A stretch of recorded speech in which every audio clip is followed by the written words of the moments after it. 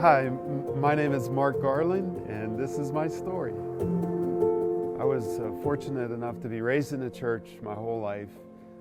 My mother would take us to church, and I think I've said to you before that I was drugged to church Sunday morning, Sunday night, Wednesday night.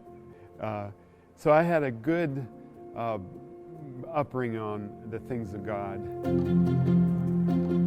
I run an inspection company that inspects homes. My wife Lori works at the hospital as a CAT scan. She does CAT scans. God has blessed the both of us. 2013, Carol Perkins had just returned from a trip to Africa. She was showing a video of a well that she had put in over there. And on the way home that day, I said to my wife, I said, someday I would like to put a well in. I think that would be an awesome thing. And my wife said, well, you should. I felt God had been telling me for probably 3 or 4 years that that's what He wanted me to do. God has blessed me that I was able to provide the funds to build a well. And it could have stopped there, but because Carol says, Mark, why don't you come over and dedicate this well and be part of the dedication?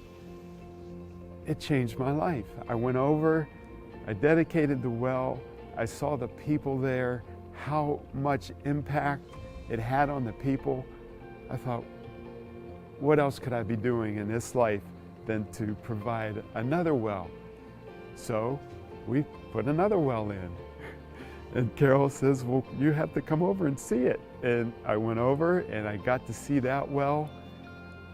And in between the wells, I said, you know what? I'd like to build a church. My wife and I would like to build a church. And I said, well, how much would that cost? And she told me. And I sent probably more, and there was enough left over. They built a parsonage for the pastor.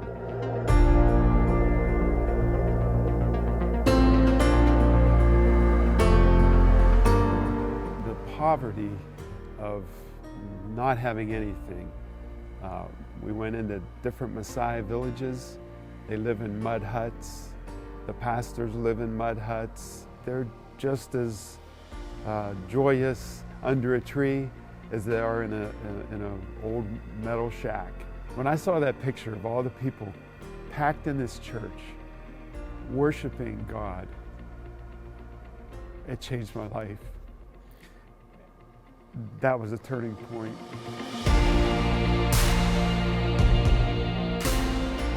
What water does to a village is just amazing. They can grow crops, they can water for animals, it was an awesome thing to be able to drink the water from the well. Here's water that we'll thirst again for, but Christ said that the water that I give is everlasting. Giving to others that you know is going to have eternal benefits.